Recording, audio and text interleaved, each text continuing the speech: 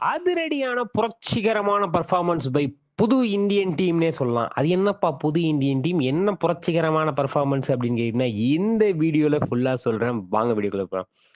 India versus England 5 match கொண்ட வந்து பார்த்தீங்கன்னா, டெஸ்ட் சீரிஸ் வந்து பார்த்தீங்கன்னா, Anderson and Tendulkar test series வந்து பார்த்தீங்கன்னா, நேத்து ஆரம்பிச்சது. ஸோ வந்து பார்த்தீங்கன்னா, இங்கிலாந்துல டாஸ் வின் பண்ண கேப்டன் பென் ஸ்டோக்ஸ், இங்கிலாந்தோட கேப்டன் வந்து பார்த்தீங்கன்னா, நாங்க வந்து பவுலிங் செலக்ட் பண்றோம். நீங்க போய் பேட்டிங் ஆடுங்க. புது கேப்டன் சுமன் கில்ன்ட்டாங்க. எஸ் புது இந்தியான்னு ஏன் சொன்னோம்னா, ரோஹித் சர்மா, விராட் கோலி இல்லாத வந்து பார்த்தீங்கன்னா, ஒரு புது யங்ஸ்டர்ஸ வச்சுட்டு வந்து பார்த்தீங்கன்னா, ஒரு புது டீம் இங்கிலாந்துக்கு போயிருக்கு. நம்ம சாய் சுதர்ஷன் அதுல இருக்காரு. அப்புறம் ஈஸ்வரன் இருக்காரு. அதுக்கப்புறம் வந்து கருண் நாயர்லாம் இவங்க எல்லாருமே வந்து பார்த்தீங்கன்னா, புதுசா அங்க வந்து களம் இறங்குறாங்க. ஸோ வந்து பார்த்தீங்கன்னா, ஓப்பனிங் எஸ்எஸ்பி ஜெய்ஷ்வாலும், சுமன் கில்லும் இருப்பாங்கன்னு பார்த்தேன். ஆனா வந்து சுமன் கில் வந்து தெளிவா கேஎல் ராகுல் நீங்க போங்க அப்படின்ட்டாரு. ஸோ கேஎல் ராகுலும், எஸ்எஸ்பி ஜெய்ஷ்வால் தான் ஓப்பனிங்கு.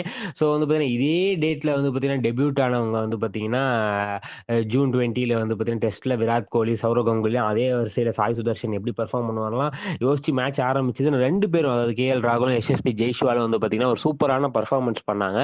செம பெர்ஃபார்மன்ஸ்ன்னே சொல்லலாம். தேவையான ஷாட்ஸ் வந்து அதாவது பார்த்தீங்கன்னா, கரெக்ட்டா பால் வருங்க. அத மட்டும் பேஸ் பண்ணி அடிப்பேன் போருக்கு அப்படின்ற மாரி அடிச்சாருன்னே சொல்லலாம். ஸோ கேஎல் ராகுல் 78 பால்ஸுக்கு 42 ரன்ஸ் இருக்கும்போது, ச்சே என்னங்க அப்படின்ற அளவுக்கு வந்து பார்த்தீங்கன்னா, ஒரு கேட்ச குடுத்து அவுட் ஆயிட்டாரு.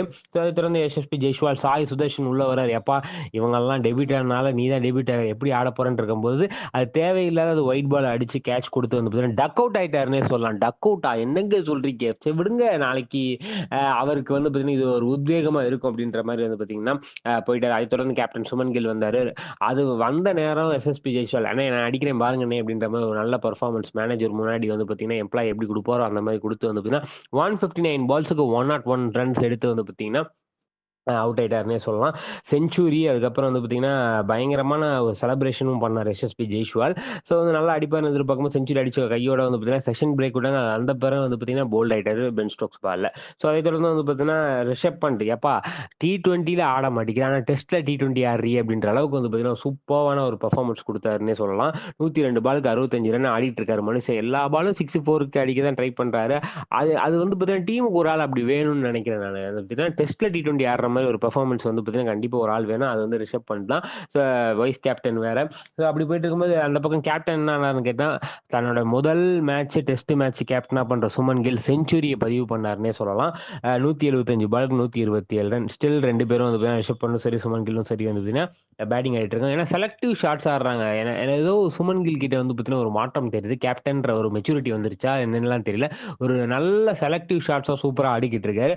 ஸோ டே 1 முடிவுல வந்து பார்த்தீங்கன்னா, 359 ரன் 3 விக்கெட் இழப்புக்கு இந்தியா இருக்காங்க. அஹேடா இருக்காங்க. வந்து பார்த்தீங்கன்னா, கண்டிப்பா இந்த மேட்ச ஜெயிக்கிறதுக்கு நெறைய வாய்ப்புகள் இருக்கு. பொறுத்திருந்து பார்ப்போம்னு சொல்லிட்டு, இந்த வீடியோ உங்களுக்கு புடிச்சிருந்தா லைக் பண்ணுங்க, ஷேர் பண்ணுங்க, கமெண்ட் பண்ணுங்க. மறக்காம தினமலர் சப்ஸ்கிரைப் பண்ணுங்கன்னு சொல்லி விடைபெறுகிறோம். நன்றி, வணக்கம்.